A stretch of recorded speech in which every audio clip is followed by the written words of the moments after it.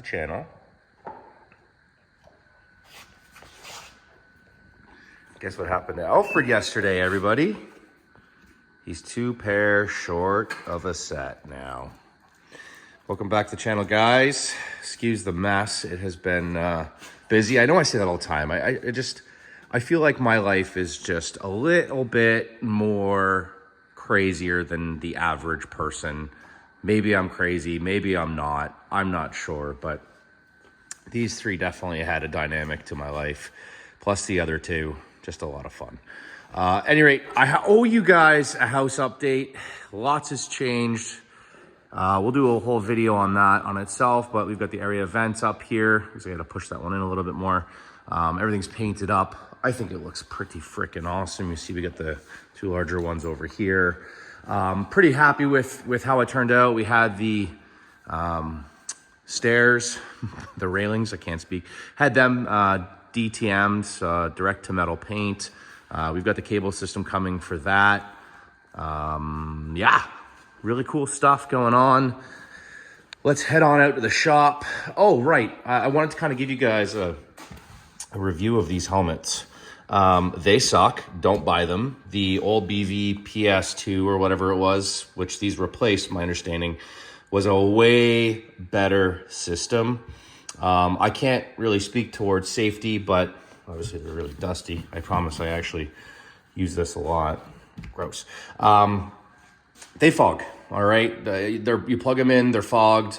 Air gets inside here, freezes your neck, doesn't matter what you wear, balaclava, not. I would not recommend this helmet to anybody. And anybody that owns this helmet likely has the same review as me, because everybody that I meet up with on the trails, I tell them the same problems and they have the same issues that I do. So that being said, these Senas, these communication devices, totally amazing. I think everybody on the Skidoo Trail should have them on. I also think that they should be some sort of like proximity GPS, so that if you're snowmobiling and somebody's near you, you should be able to kind of talk to them and give them your location. It would certainly help with a lot of head-on collisions. Not that it's happened this year that I know of, but let's head on out to the shop. Finally getting things squared away in terms of organization. I mostly leave the lights off during the daytime. It's also a pain in the butt to click them on. There we go. Oh, welcome back. All right. I guess quite a bit has happened since last time you guys were here on my video. Obviously, I got new center caps from Cap Kings. I had an older set on before. They were about out to here, like 15 pounds. No wonder they got kind of torn off on the highway. But these ones are cool because they're spinners. I'm into it. And I got all 4. So really cool. Happy the truck is kind of back in one piece, so to speak. Just little stuff like that really annoys me, and I can't live like that. So we finished my cousin's bike up. We just need to mount the 44s on it. This thing's gonna be a frickin' monster. So we did a 6-inch billet portal kit on this Polaris here. Did all new tie rods, all new Keller ball joints, courtesy of me. Honestly, although I do not like Polaris, they are substantially easier to work on. And I don't know if that's just my frustration of working on a Can-Am all day, every day or not, but these guys are just easy to work on. I'll just leave it at that. Yes, they still sound like a bag of crap. The power delivery is terrible, and all the fanboys have the IQ of a goldfish. But moving on. Great unit, good machine. Looking forward to getting this thing up in the air. We're gonna add about 6 inches of lift with those tires over these ones here. So it's gonna be about, let's say, a little bit smaller than my dad's. Keeping in mind my dad's got 50s and 8-inch portals. And the suspension's, I guess, mildly cranked, but it should be up there. This is our new bedroom set. We've been waiting 9 months on. It's finally arrived. Looking forward to that. We'll give you a quick update of the Defender. So when I was at Hogwaller, I couldn't actually play my sound system. I couldn't do much. Reason for that is I was having some substantial battery issues. We had red tops in there before. My understanding is that red tops, once they get below a certain voltage, become irreparable, or you can't bring them back up. So we went with some new yellow tops, keeping the battery charger on it. And then we added a new kind of primary battery in here. Big girl, look at that, nice big Odyssey.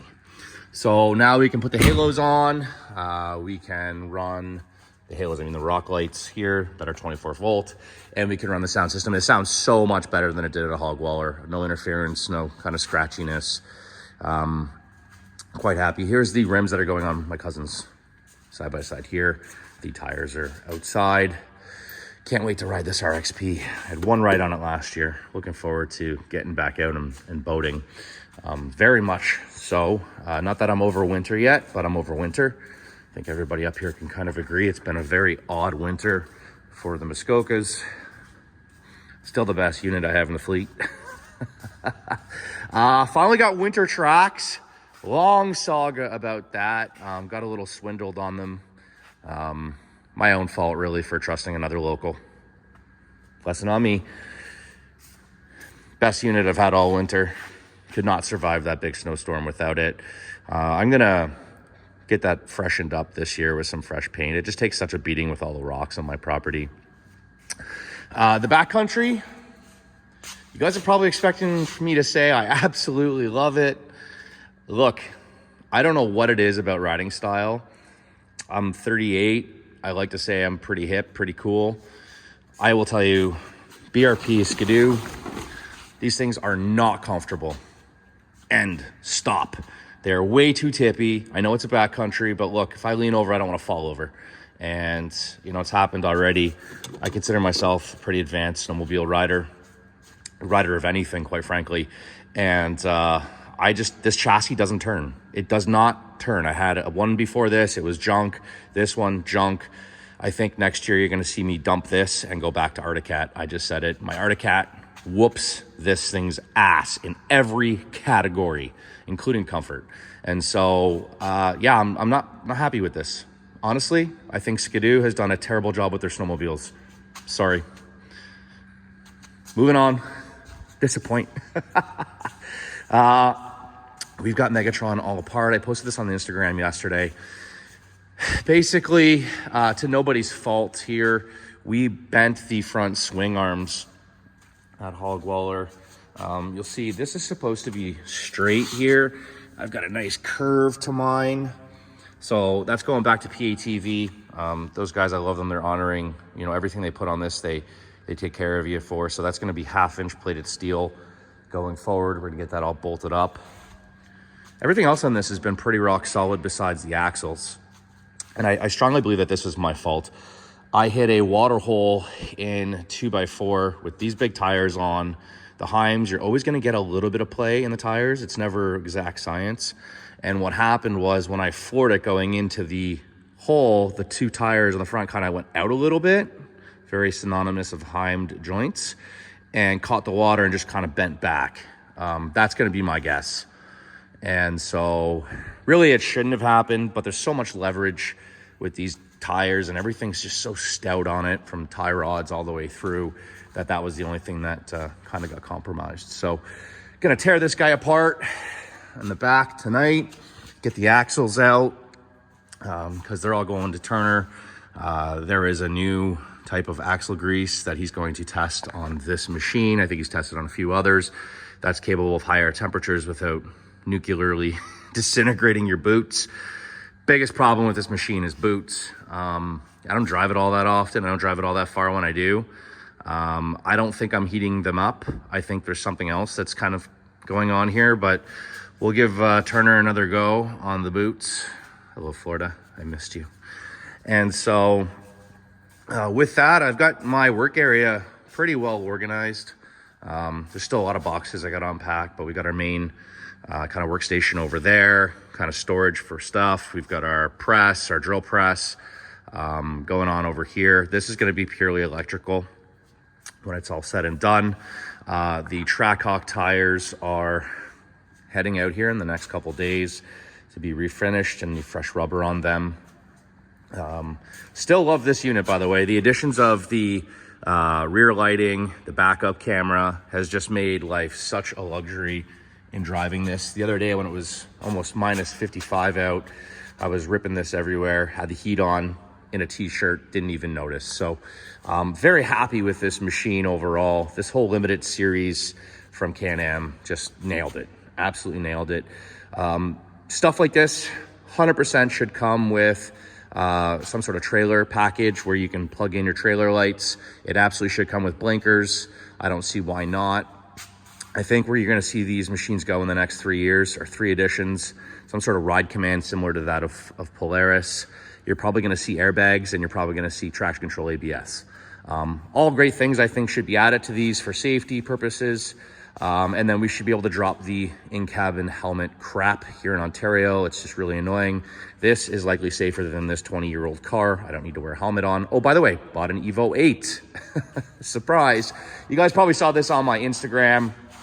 Little backstory about this car. When I was moving from my last house, I've always wanted something a little bit rare. I'm not into the Lamborghinis. I think people that are into Lamborghinis are a very special person. Not me, not my style, never will be. Hence why I have, Plaid and a Trackhawk. And so went with this Evo. It's JDM spec. It's a 2003 Evo 8. One of the rarest trims you can get. Bone stock. We threw it on the dyno. I will put the video up here now. Okay, and welcome back. What's interesting about this is I never thought it would be as loud as it is. For a stock car, I mean, my last Evo was pretty loud. This thing just blows you out of the water how much it screams. You can tell in the video.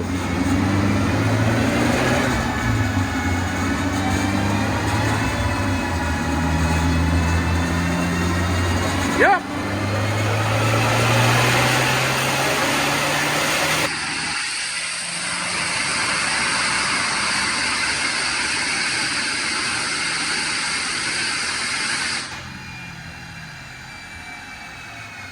Microphone on the iPhone was just completely maxed out. So just look at how clean this damn thing is. I didn't get that. Oh my God. Driving me nuts. Just flawless. I don't know what's going on with the blue lights in here. I feel like I'm at a bit of a strip club, but what's funny is, the head unit is all Japanese. There's a mini disc player down there. I remember when they were cool back in 2000, early 2000s. A few things that needs to be done. Obviously, this needs a little bit of body work. Evo 9 front bumper, carbon fiber hood. The ACD pump is broken, synonymous of any Evo on the planet ever. Pretty easy fix for that, though. Other than that, it's going to be getting all the fixings, downpipe, exhaust, probably an FP green or FP black, manifold, injectors, fuel pump, and this thing should be making about 450 wheel horsepower this summer. Just honestly, I like to go for drives every once in a while, and rolling through gears is just never gets old. And even though I get old, that car won't. And so, yeah, looking forward to that. Obviously, rims and tires as well. So that's kind of a project that I have going on. You'll notice I'm down a quad, so Debbie is gone. I have sold Debbie. My relationship with Debbie was always an on or off thing. I never really rode her. Frankly, I was a little bit terrified of it. So I added portals to try and slow things down. That didn't help. It actually made it even more insane. So very happy Debbie's gone to swap for this. I've got more than enough quads and off-road vehicles, as you guys know. So Debbie's off to a great new home, great new owner. Going to take good care of her. And we will not be replacing it. In fact, I'm probably going to go down to just one quad. I know my name is Kingbossquad. It really should be King Boss side by side. But look, there's no creature comforts on a quad. I'm not dissing any of you guys. Like, I enjoy getting on that and getting snow on my face and mud on my face, but you're just not going to beat that. Mind you, you could buy 2 or 3 Renegades with the price that is. And that's the world we live in. But I don't enjoy quadding as much as I enjoy side-by-sides. And I think anybody that's made that transition can likely say the same thing. I still get joy of riding a quad, for sure, particularly this setup here with the tracks, which is just freaking unstoppable. Ignore the giant side-by-side cooler on the back. That's for some festivities around here. Mostly carrying firewood, wink, wink. But yeah, I'm not into the quads anymore. I mean, I'm into it. I'm just not into it like I am on the same level of side-by-side. So probably gonna keep this. That'll be my only quad in the fleet. And then we're probably gonna pick up a 4-seater X3 XMR this year and build that out. Not similar to this spec. This spec's just a little bit too insane, but very similar to my dad's spec. So 10-inch PATV lift, 8-inch portal, probably a 45 or 46 BKT, and just kind of trail rip that. So lots left here in the shop. 3 things in particular for the spring. We are cladding this with steel. I know I've mentioned a million times. Every day the price of steel keeps decreasing, so very happy with that. Looking forward to kind of smaller prices. We are getting the floor epoxied. That is definitely in the works, and obviously these windows here going in each of these bays, as you can see. So looking to have some natural light in here, which is going to be great. I know I've been saying it for weeks and weeks and weeks, but the Mustang and the Trackhawk are heading off for new superchargers to Sinister. Looking forward to that. And we're just getting everything kind of ready for the summertime. I've been really quietly in here working every single day, getting things kind of rewired, reworked. For example, put new headlights on this, new taillights on that. Ended up putting front and rear light bars, backup cameras, that's torn apart. And I've got quite a bit to do on my larger 6x6 over here. That is the kind of 5th and final project.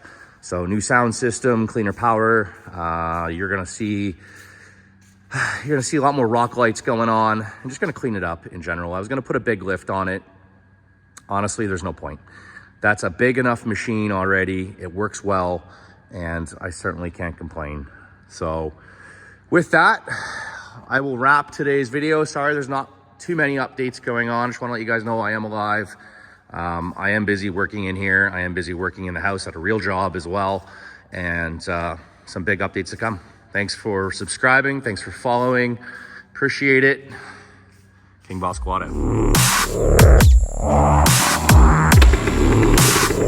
out.